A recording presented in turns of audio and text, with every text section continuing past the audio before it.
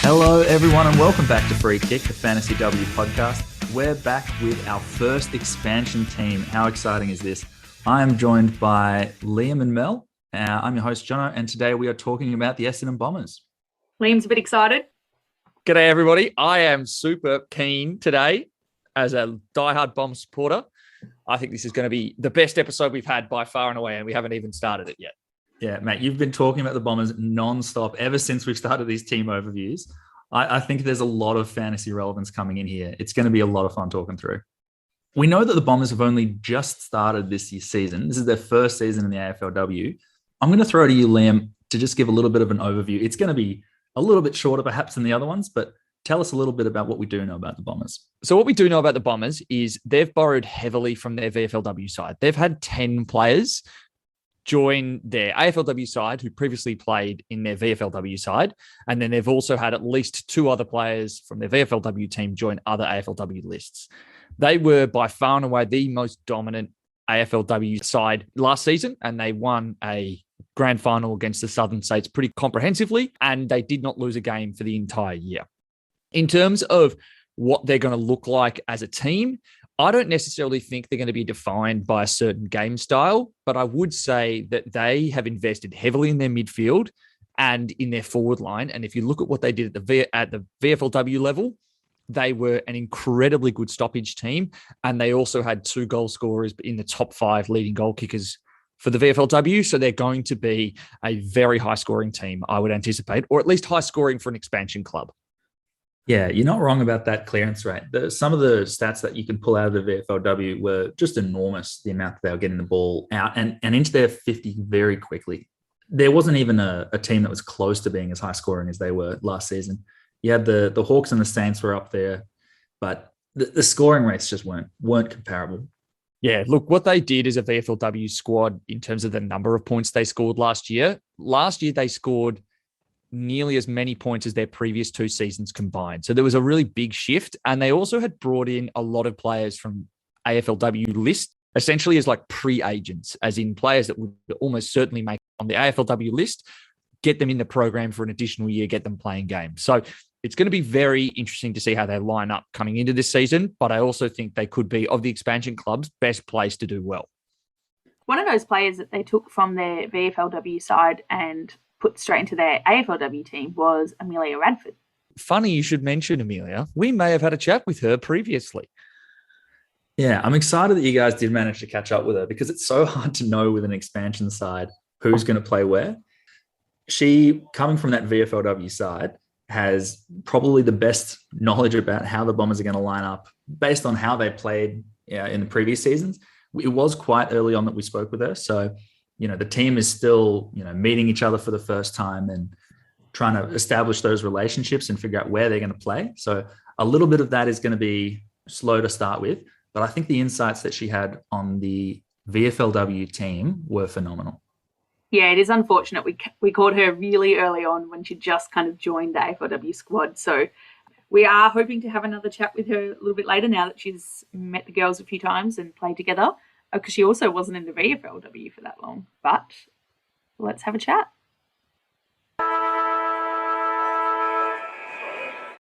So I can give you a bit of context on my journey to the AFLW. It's probably a very unique one in that I actually only started playing football in last year. My first game was in May, down at my local footy club, Moonee Valley. Went down there because my dad's always been involved in the football club, and a heap of friends were playing down there, and they were nagging me and on my back to get involved. So yeah, went down to Moonee Valley, played 7 games for the season because COVID obviously interrupted our season, but was lucky enough to have Dean Rioli as one of our assistant coaches. Obviously his connection to Essendon was a good one. Got invited to join the VFL training at the towards the end of last year, and then from then on played every game through the VFL season. So yeah, a very short football career.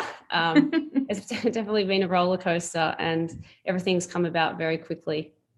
So if you started playing at Moonee Valley, does that mean that you grew up locally and was a Bomber supporter? So I grew up locally in Moonee Ponds, but I'm actually a Sydney Swans supporter. So through the generations of our family. Amazing to hear that you've kind of come along so quickly. Has it been a bit of a whirlwind? Yeah, I think after the draft night last week, the next day, I think it kind of all hit home to think about how quickly it's come along. When I started playing footy, I was just doing it for fun with friends. And then when I got down to Essendon, I remember having the first meeting with my coach, and I was like, my goal is just to get through the first few weeks of preseason because everything was so new. They record every training session. We have GPSs. There's a massive support team, heaps of coaches. It's all a bit overwhelming. And then, my goal was to play at least one game. And then that quickly became playing every game. And then, as you know, we won the grand final. And yeah, it was like an awesome first season. And then the draft experience was like unreal. They always say like getting drafted is a moment you'll remember forever. And I think it was because it's so stressful. Obviously, I got picked up quite late. So I was sitting around waiting for my name to be called out. And then when it finally happened, it was like a wave of relief. You've got to keep moving the goalposts because you just keep like smashing through all those goals. So what's the new goalpost? The new goalpost now, I was actually talking to Dad the other night and I was like, I just need to trust my ability, play with confidence, and just like my goal is to at least play a game of AFLW this season. Don't want to set goals that are too ambitious because it's a new level, it's a new challenge. I'm just excited for the opportunity, to be honest. I never thought I'd be in this position. So very exciting. Was there any vibes that were slightly different, or was the team feeling slightly different when a lot of people knew that AFLW was coming next year and this was their chance to kind of make an impression to get picked for the AFLW side?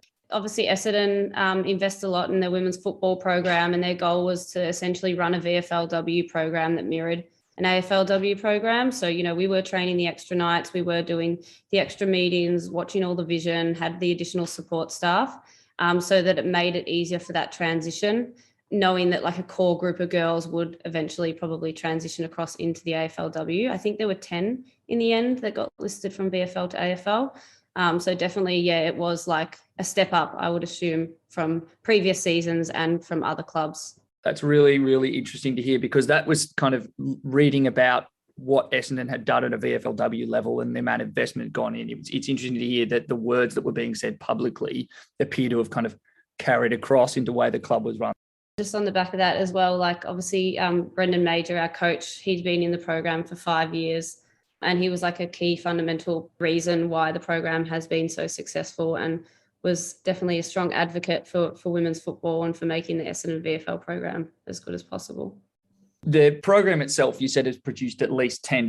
Yeah, so there's 10 of us transitioning into the Essendon AFLW. And then, just recently, the other day, Sim got announced as a sign-in for the Saints. I don't think you could wipe the smile off our faces. We were all so happy to hear that. She was like, obviously a great leader for us, but also, her hard work has definitely paid off, because I think she's been playing in the VFL for a few years now. Really impressive. And so as much as you've only just started training after VFLW Premiership, how do you feel like it's going to be going directly from kind of training at essentially an AFLW level, at least in the amount of hours you're putting in, very little break, straight into a pre-season for an AFLW? Is that going to be something where the club's going to have to manage your training load to make sure you're not overworked? Is that something that's been discussed? Last week we had a bit of a lighter week for the VFL girls, just because we'd come off the back of the grand final the week before. But as of this week, it's like, all systems go, full load, training to 100%. And I guess it's because we don't really have the luxury of time. The season starts in 7 weeks. We're a new squad.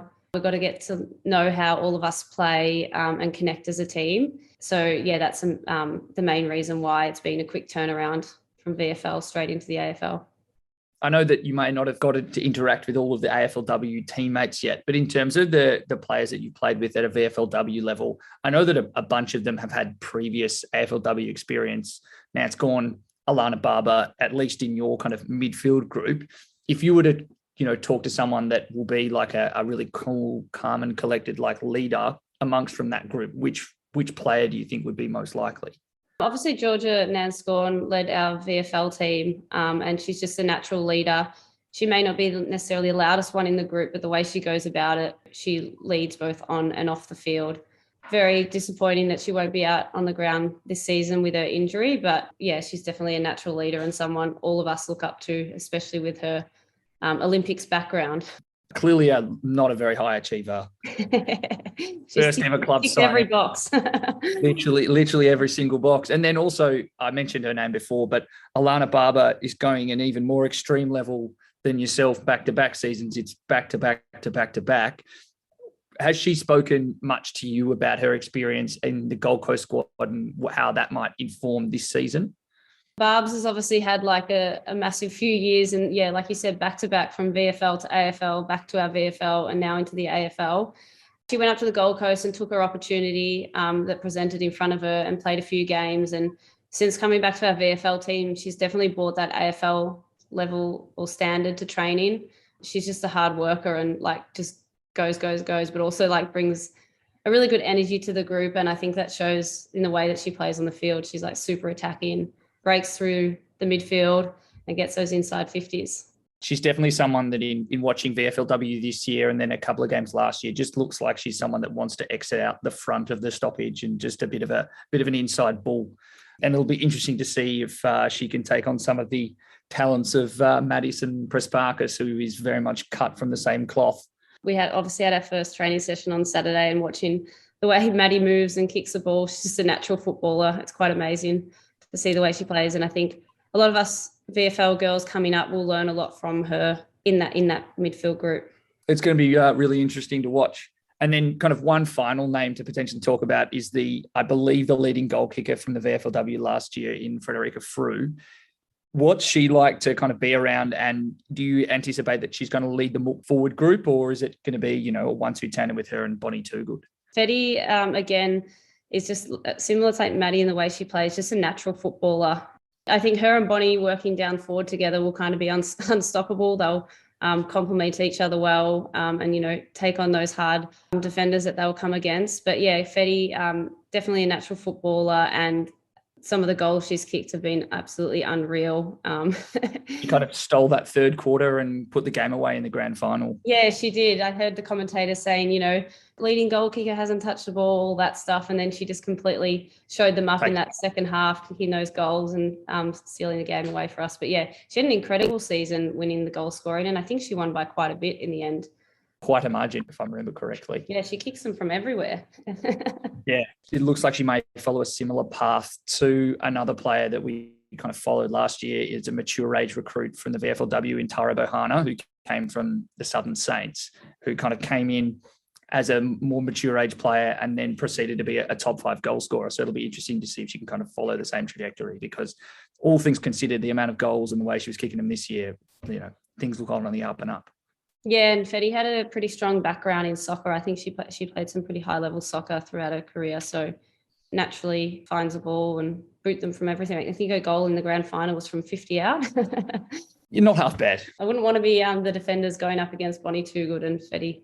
Well, that's all we've got for questions from you for the time being. We won't overload you with all of your teammates just yet, given you've only had one training, but thanks so much for your time. No probs. Yeah, I didn't even know AFLW had a fantasy league, so there we go. Yeah.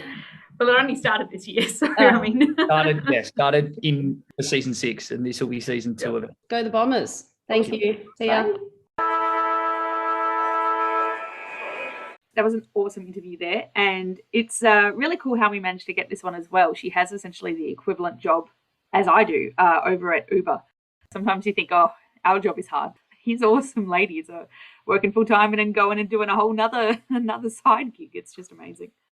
I am very excited to turn our focus to what we've just learnt and start talking about some of these Essendon players that are going to be on our watch list, because with an expansion side coming in, so many rookies, but with the Bombers, so many of the best players in the league as well. They've really drafted well and brought in some amazing talent from other teams. So let's jump in and have a chat. We're going to change it up this time, and we might start with the midfield.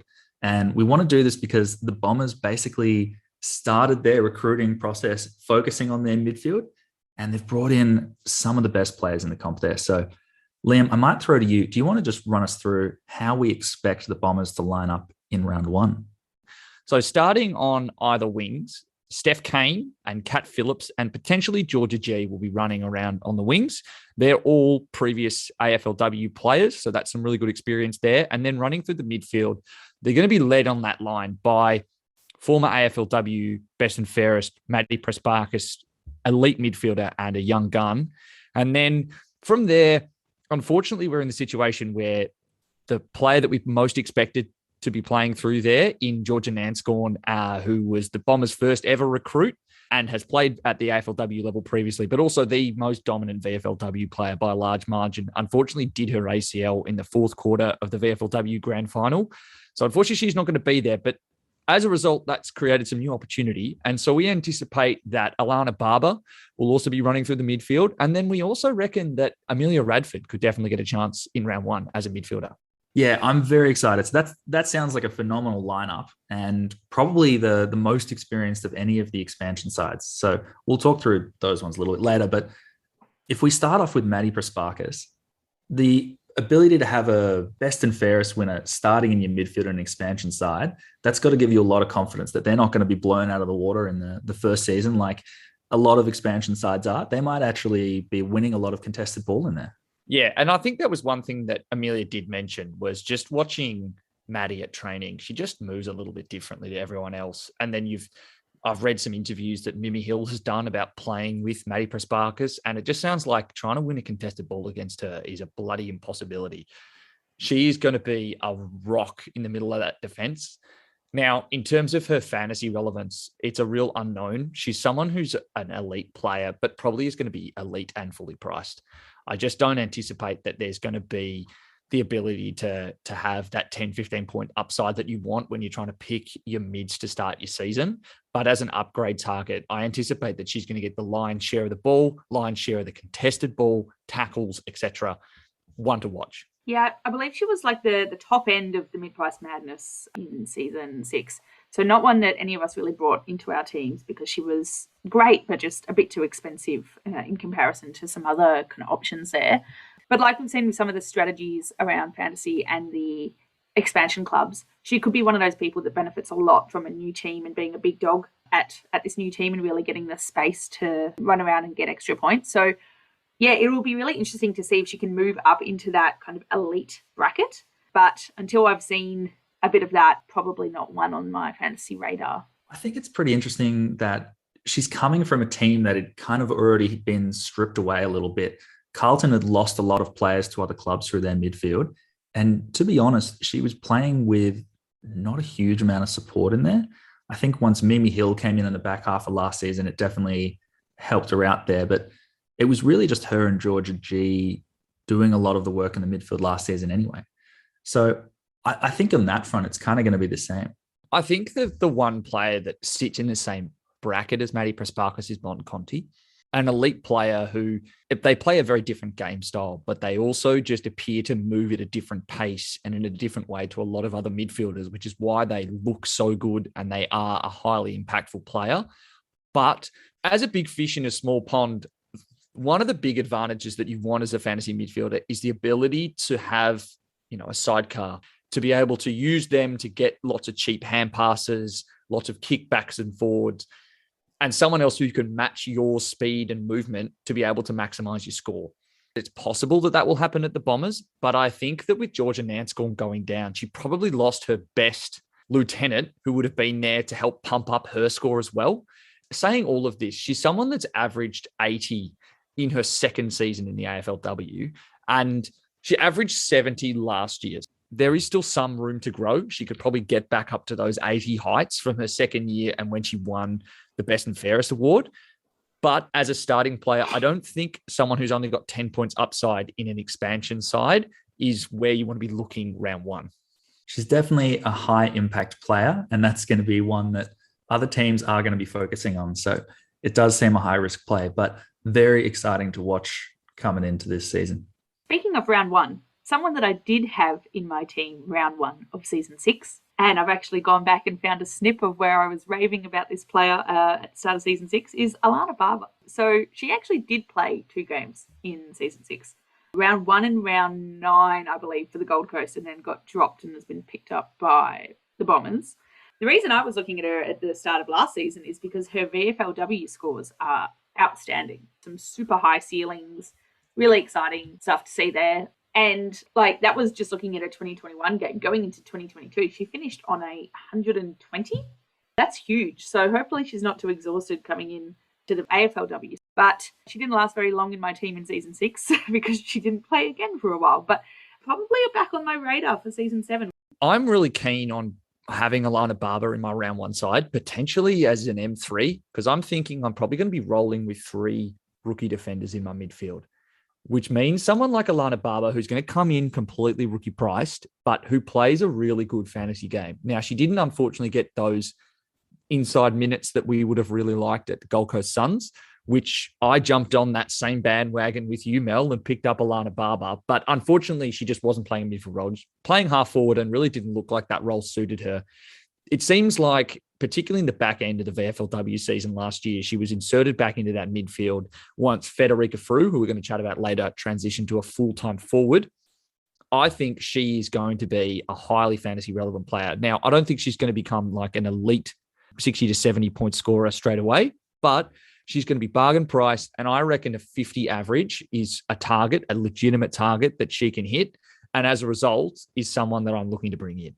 It's always nerve-wracking with that player who's been at the level before, but hasn't necessarily translated from the state leagues up to the national level.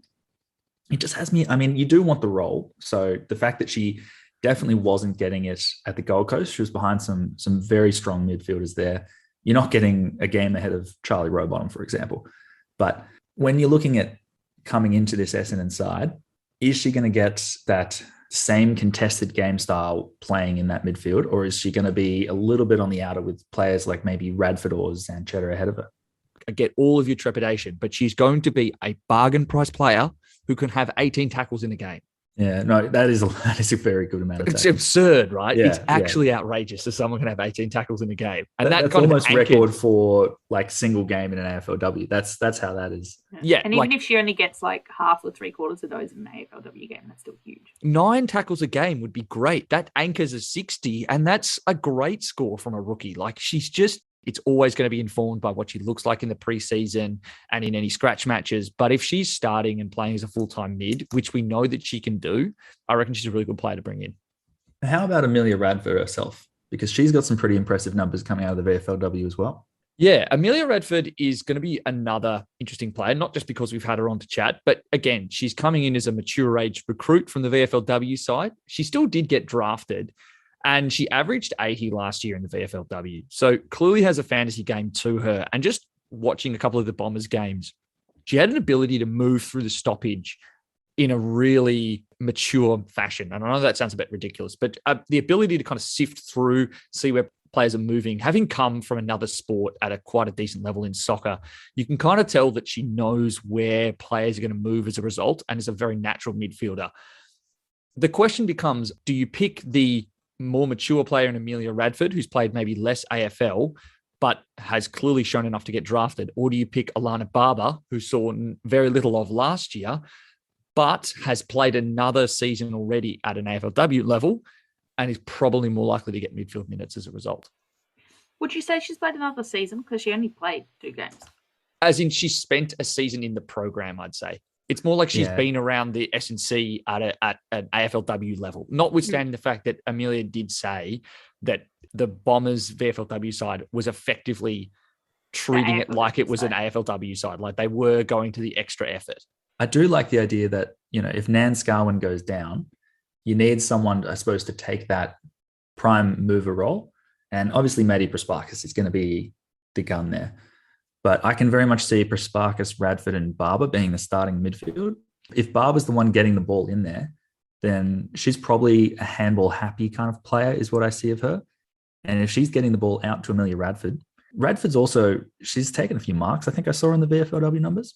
She has a really good fantasy relevant game and was remarkably consistent for someone who has not played any other season at the VFLW level. Basically came in having played 1 season in the EDFL, which is not even like the third highest level of footy. It's 1 level below that. She basically hit 80s in every single game in the season or near 80. She finished the season with a run of 79, 77, 78, 78 and averaged 20 possessions per game. The one thing that I'd have a bit of trepidation about is she doesn't have those same tackle numbers. And as we've seen from an AFLW level, but then also in the AFLM, the key thing that you want from your rookie price players, particularly in the midfield, are a lot of tackles to help anchor a good score. You don't need to have that many possessions. Even if you're handball happy, if you're an inside player who gets tackles, that's more than enough to get you to that 50-point pass mark. That's what I would want to see. And so that's why I'm probably leaning more towards Barba over Radford. Radford is incredibly consistent, though. It's one of the most remarkable. Consistent kind of scores we've seen. Well, I think we've got a little bit of a decision to make there between the rookies in the midfield. I'm keen to talk about the wingers because I think Steph Cain last year had a fantastic season at Freo. And you can say the same, I suppose, of Jorja D at Carlton. I think they were both really instrumental in trying to move the ball out of that backline in their respective teams and up the field. I very much hope that they come into the comp and can hold their own from day one. But we know, looking at other expansion sides that have come in, that the ball is probably going to be spending a bit of time in the backline. If you're finding these players that I suppose are instrumental in transitioning the ball out of that backline, that could be a really good way to improve their fantasy scoring. Someone like Steph Cain and then also Jorja G, they average almost the same for last year. They both averaged 55. Unfortunately, though, I think that's kind of the maximum you can expect from wings for players that I don't anticipate will be getting CBAs. That, and then additionally, Cat Phillips as well, who's had a fantasy relevant game in the past where she's averaged 67 as a winger. The three of them will anchor a really, really sound midfield for the Dons, particularly on the wings. Now, from a fantasy perspective, though, I just don't think they fit that value profile that we need, where they're just going to spend a little bit too much time on the outside to the point where I don't think there's much price upside. They have great seasons last year, but I just don't see them really capitalizing going further ahead this year. Yeah, I kind of agree with that. Just looking at it purely from a numbers point of view. I mean, Steph Cain has had a few more years of experience in the AFLW and probably more consistent scoring and higher peaks. But even then, her really high scores have been made up by a ridiculously large number of tackles, which is kind of looks like a bit of an outlier here. So probably not. Yeah, fair enough. Just people that I'm going to enjoy watching play. Oh, I mean, Exactly. Absolutely. When the Hawks are dominating Essendon in round one, the ball's going to be in the back line a lot at the Bombers. And let's talk about who's going to be down there. That's the transition I'm going to go with here. That is I hate it so much. But yes, well done. Yeah. Look, we know that the AFLW fantasy side of things, you want your key defender posts to be your fantasy relevant players. And I think the Bombers have done some excellent recruiting here. Liam, do you want to walk us through how we expect the Bombers backline to form up? They're going to be anchored by the key position players of Sophie Alexander, who's come across as a near permanent forward at Collingwood, Elise Gamble, and then also potentially Danielle Marshall, all of whom have AFLW experience. Elise Gamble came from Western Bulldogs. And then as half forwards and the smaller players, they're going to have Sophie van der Heuvel, comes across from Geelong as a speedy and very good user of the football as a halfback. She's really going to be integral to the Bombers doing well this year.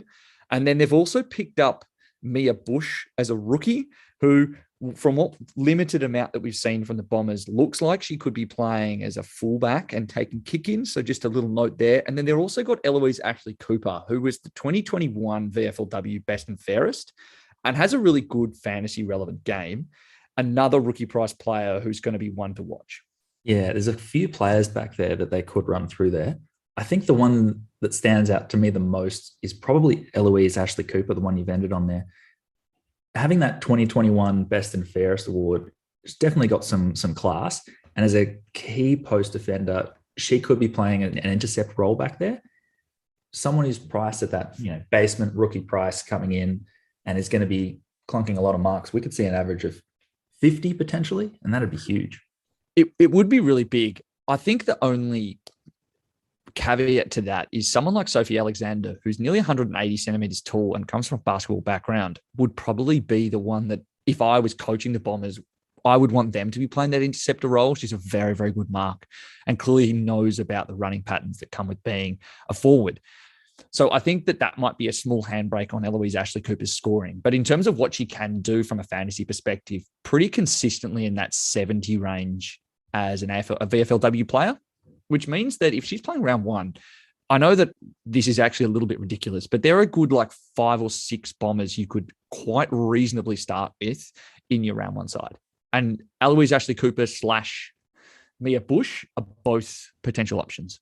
So we knew that there would be a lot of rookie price talent coming in the expansion clubs, but there's just so many options with the Bombers, which is very exciting to see. The one that I would probably pick in that backline would be Danielle Marshall, although she has played a couple of AFLW games before because she took a couple of years off in between and went back to VFLW. The way that pricing's likely to work with the discount means she'll be essentially rookie priced. She didn't have that greater scores in the AFLW, but just looking at her last 2 years in the VFLW, got a really high ceiling up there. Looks pretty good. This is another one of those wait and see how she goes in the preseason. Any number of the Bombers defenders could be the intercept defender. If it's Danielle Marshall, we've seen she has a ceiling of nearly 100 in the VFLW, even if she's only averaged about 30, 35. They do have a lot of players which would play that intercept role. So really, who knows?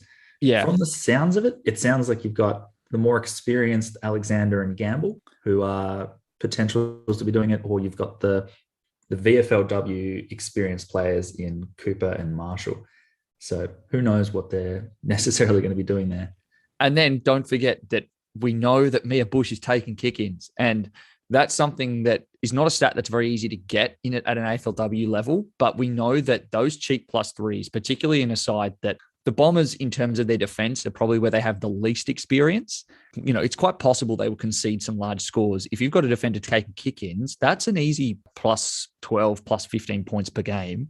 That could be a massive thing for a rookie price player in Bushy.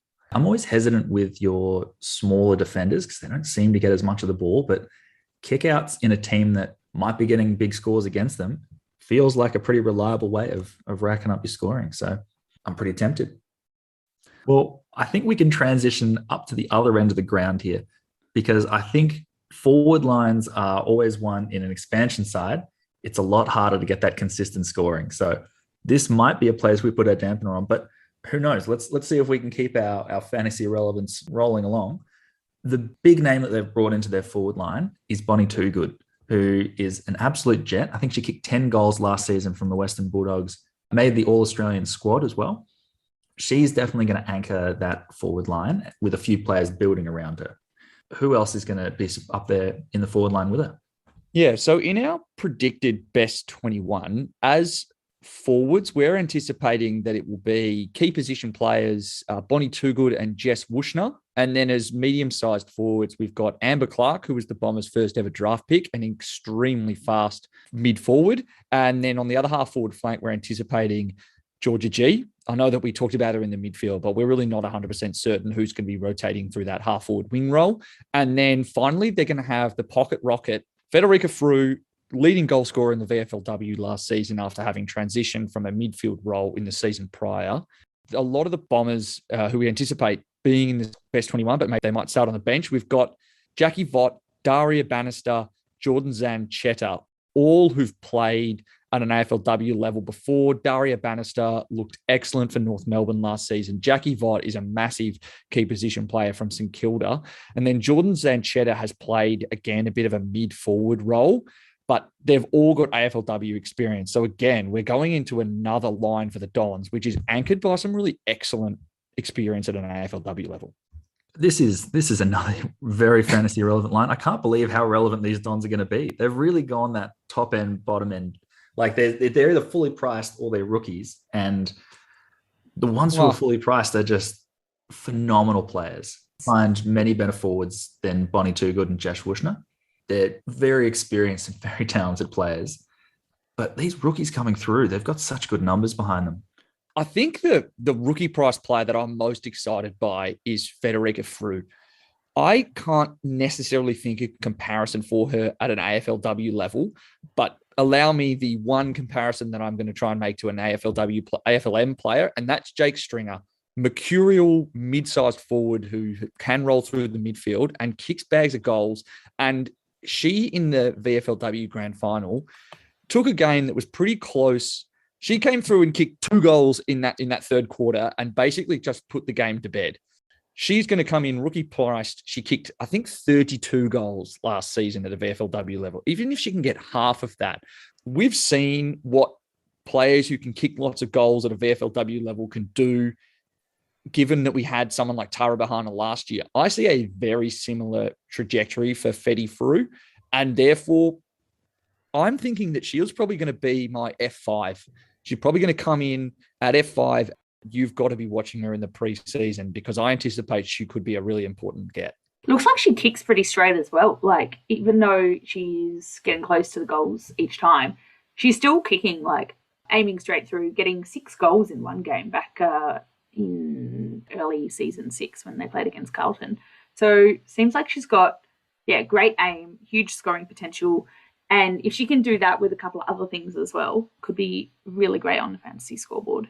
I have to say, it was definitely having Tara Bahana in our teams last season that really kicked us up into getting into hat territory, because I think in the first couple of rounds, it was, both scores over above that 80-90 mark, really, really kickstarted our season. So if Frew can get anywhere close to that sounds like a very important player to have in your side. Question for you. You've got Bonnie Toogood, who is potentially the outlier in terms of fantasy relevant key forwards. Does anyone have any interest in starting her this season? Well, we've heard, thanks to Marnie Vinall, who is an excellent reporter at The Age, she was down at the Bombers and Melbourne scratch match, where we heard that Bonnie Toogood was floating across the half back line.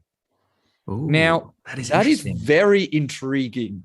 We've spent 5 minutes talking about intercept defenders. As it turns out, it may not be a defender who plays that role. It could be a key forward.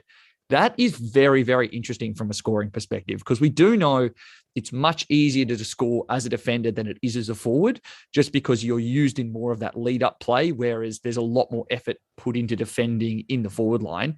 If she's playing that, I could see her being top 8 forwards if she's playing off that half back line. You can definitely see that a lot of those key defender posts of Alexander, Gamble, and Marshall, all of them have the ability to play forward as well. They don't necessarily do it, but any of those could sort of sub in forward and they could throw Toogood back at certain points in the game, because her marking is elite. I don't think there are many players that average more marks per game than her, particularly amongst the forwards who, the ball's not always up your end. So it's certainly a tempting one if she is floating back there at some stage.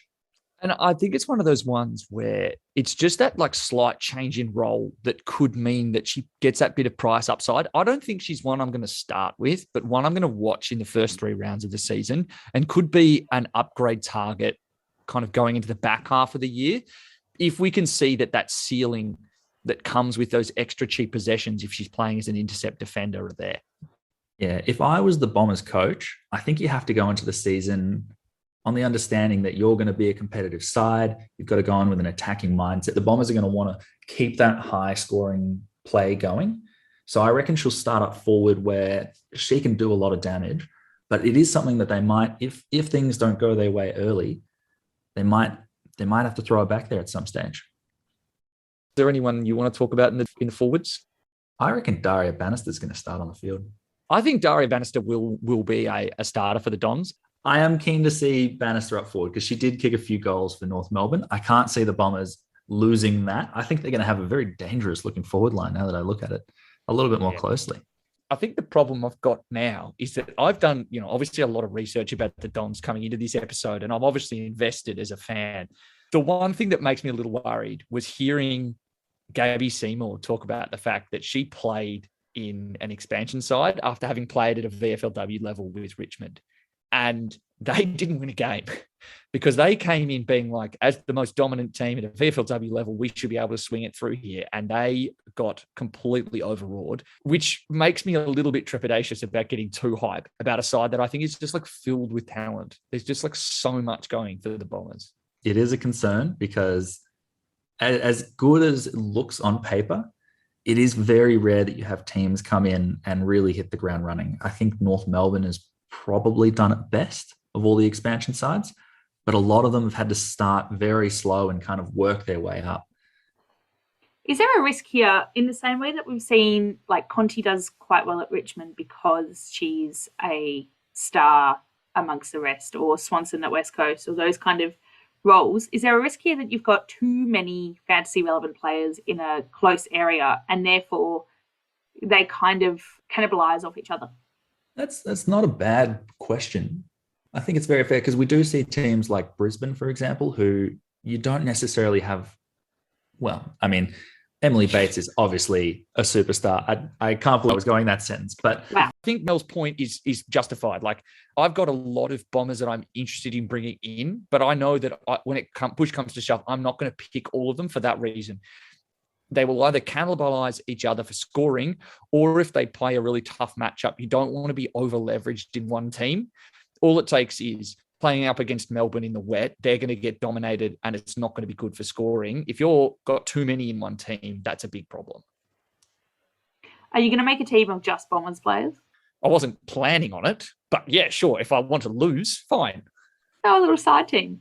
Yeah, look, if you had to pick a team that was just all one team. It's the Dons. It's probably the Dons. Right? Yeah, you'd make the most money. It'd be great. I mean, I feel like you guys could confidently pick both of your teams, but I'm just watching the Freo match against Richmond, and it's not a team I would fully pick. Are they getting smashed? It's 0-31. Yeah. Wow. I do know that the Freo team had a few players out. They're relying on a few top-ups, but I mean, if Richmond's playing well, it sounds like they've got their players back from injury and they might be in for a big season. That's something to keep an eye on in the preseason. All right. I think we need to switch off the forwards now and talk about the last line left on the Essendon field, which is the rucks. Liam, you've been waiting for this for 14 rounds. Can you jump into the Essendon ruck lineup for us? Oh, I'm just going to take my time. I'm going to enjoy this. I've been waiting so long to finally talk about my R1, and that is Jorja Borg.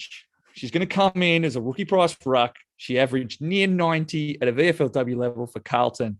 She's an elite tap ruck. She is in my team. She should be in everyone's team. Actually, no one else have her. Just me. I want to keep her just for me. Sorry, don't listen to me. But yeah, Jorja Borg, if you're going to go the rookie price ruck route, then she's alongside Fleur Davies, R1 and R2. Yeah, it does sound like opportunity and a half here. You don't get a lot of players that come in with as good a record at the VFLW level. There are questions, it doesn't always translate up, but at the very least, she's going to come out and be a very good scorer. I would expect a minimum of 35 to 40, which is, for someone at the price she's going to start at, it's very good value. When she got 106 in her VFLW game, she got 44 hitouts, which is outstanding. I mean, yeah, she didn't go back into the 40s any other game, but she had a lot of high 30 hit-out games as well, which is just massive. Also, she's getting a decent number of possessions around the ground, kind of hitting up that 13 or 14 point, which was something that, say, for example, when we were talking about Lauren Bella at the Gold Coast Suns, the ability to be a high hit-out ruck, but then also have a game around the ground can really help to set a better basement for your scores. So that's why I'm super keen on Jorja Borg for this season. And I know we keep harping on about it in these episodes, but the fact that there's going to be more wet weather football means more contests and more potential for hitouts. I think she is one to watch, one to pick, get her in. An average of more than 30 hitouts is remarkable. And I want to bring up, in the context of the AFLW, no team averages more than 30 hitouts. Team, not just player, but team. There was a massive vote of confidence that she got picked to the Bombers, even though she hadn't been in their VFLW program. She's come from Carlton.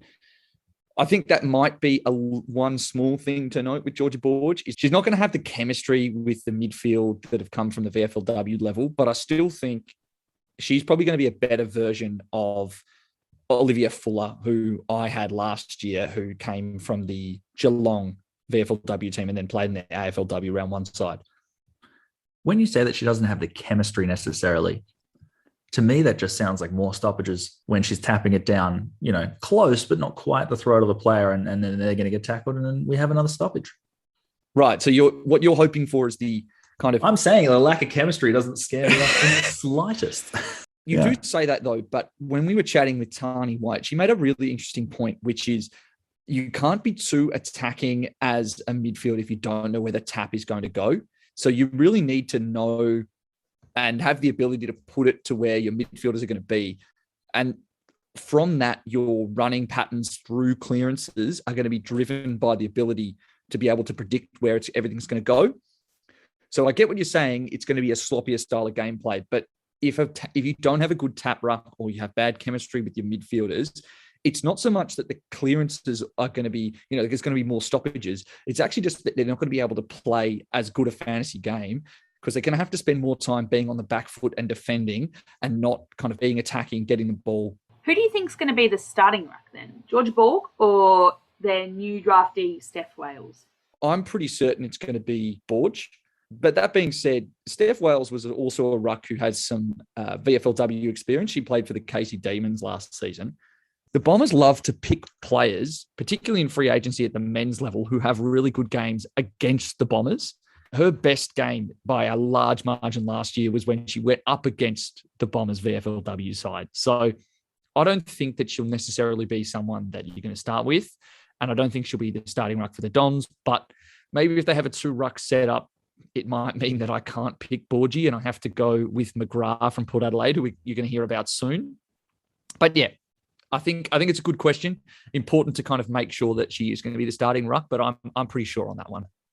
I think it'll be interesting because I know Steph Wales has a bit of a basketball background and only switched into AFL recently. So who knows what her progression is going to be like. Borg is definitely the more reliable pick. But, Steph Wales she's still quite young. She's actually got a twin at the Hawks, Lucy Wales. So both of them sort of coming in with a little bit lighter experience, but they're both quite tall and they've got a lot of upside to them. So very interesting to see if this preseason they kind of get enough going that they can jump into those teams. Just a question to wrap up with the expansion clubs then. If you can only pick one Bombers player, which I know that we've just said multiple times is going to be really tough, but if you could only pick one to bring into your fantasy side for round one, who would it be and why? I think we all know who it's going to be. It's going to be Borgie. Borgie, R1, round one.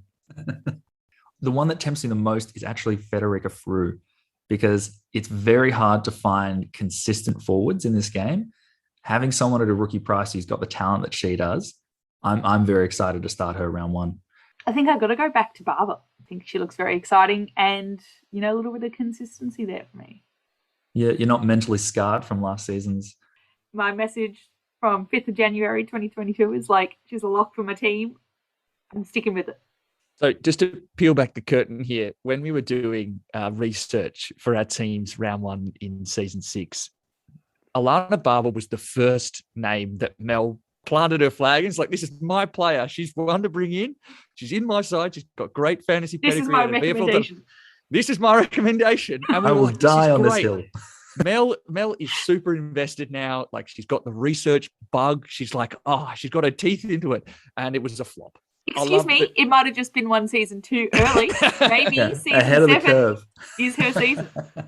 But yes, I wholeheartedly agree with you that I think she's a great pick this year. As much as I'm, all of my rucks, I think a Barba would probably be my second ranked player. There are a lot of rookies for us to be sinking our teeth into here. I'm very excited to see how they line up in the practice season. But this is going to be our overview of the Essendon Bombers. Tomorrow, we're going to be jumping on to the Hawthorn Hawks, my team. I'm very excited for it. So keep an eye out for our best 21 on socials and for our episode tomorrow. You can find us on Facebook, Twitter, and Instagram if you want to follow us at FreeKickWPod. I'm on Twitter at Odds and Stephen. I'm on Twitter at LMTom1. I'm on Insta as HiMelD. Thanks, everyone. We'll catch you tomorrow.